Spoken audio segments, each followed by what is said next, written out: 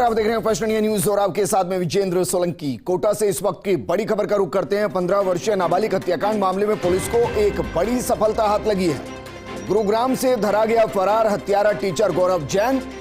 दरअसल हत्यारे टीचर की गिरफ्तारी कोटा में एक बड़ा मुद्दा बन गया था और कोटा बंद कराने के साथ ही 4,31,000 का इनाम भी इस टीचर पर घोषित किया गया था। एसपी सिटी केसर सिंह शेखावत ने 30 टीमें गठित की।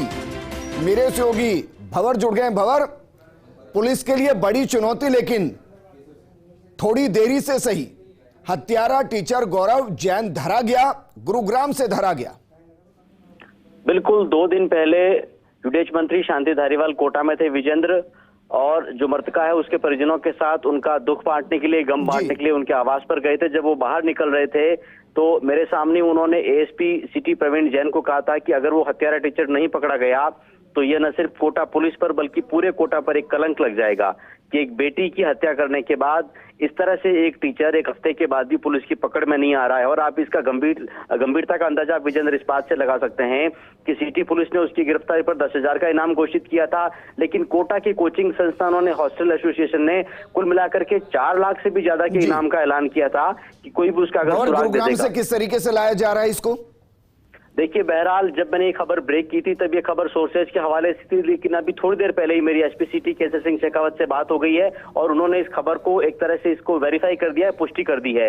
तो हत्यारा टीचर गुरुग्राम में धरा गया है। बहुत दिनों से लुका छिपी का खेल कोटा पुलिस के साथ खेल रहा था और 30 अलग अलग टीमें, करीब 150 से 200 पुलिसकर्मी, जिनमें अधिकारी, एक्सपर्ट एसएचओ शामिल थे, उत्तर भारत के अलग अलग राज्यों में उसकी तलाश कर रहे थे विजेंद्र। और आज तो सवेरे के बाद से नदियों में, नहरों में तलाशी अभियान चलाया जा रहा था कि शायद कहीं उसने सुसाइड नहीं कर लिया हो, कहीं वो नहर या नदी में नहीं गिर गया हो, किसी मगरमच्छ का निवाला नहीं बन गया हो। लेकिन वो लगातार पुलिस को गुमराह कर रहा था और आखिरकार दिल्ली के गुरुग्राम से ये हत्यारा टीचर, जो कि एक तरह से पूरे कोटा का एक तरह से गुनाहगार हो गया है, हरियाणा के गुरुग्राम से उसको गिरफ्तार किया गया। लेकिन सवाल मेरा ये है कि क्या मोबाइल लोकेशन के आधार पर ट्रेस किया गया? देखिए विजेंद्र, मोबाइल लोकेशन के आधार पर ट्रेस करने की बात करीब इसलिए खारिज नजर आती है क्योंकि वो बहुत ही एक आम आदमी होने के बावजूद भी एक शातिर किस्म का एक तरह से बदमाश हत्यारा निकला। उसने हर तरह से पुलिस को गुमराह किया, स्कूटी अपनी अलग जगह पर छोड़ी, नाव से बैठ करके उसने नदी पार की, कोटा के रंगपुर घाट से बूंदी की तरफ गया, बाद में अलग अलग व्हीकल्स पकड़ के वो गुरुग्राम में पहुंच गया।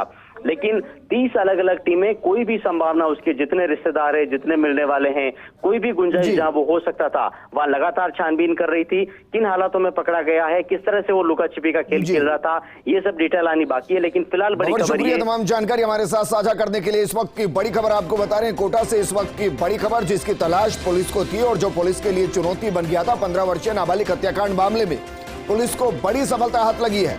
गुरुग्राम से धरा गया फरार हत्यारा टीचर गौरव जैन और हत्यारे टीचर की गिरफ्तारी कोटा में एक बड़ा मुद्दा बन गई थी।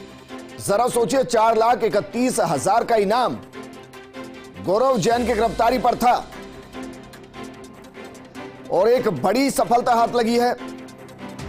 कोटा बंद कराने के साथ ही 4,31,000 का इनाम घोषित किया था। एसपी सिटी केसर सिंह शेखावत ने 30 टीमें गठित की। लगभग 170 से 180 के आसपास पुलिसकर्मी इन टीमों का हिस्सा। और अब इस वक्त की बड़ी खबर, आरोपी गौरव जैन को गिरफ्तार कर लिया गया है। गुरुग्राम से गिरफ्तार किया गया। बाय रोड लाया जाएगा या फिर एयरप्लेन के जरिए लाया जाएगा? कौन सी टीम जिसने इन्हें गिरफ्तार किया,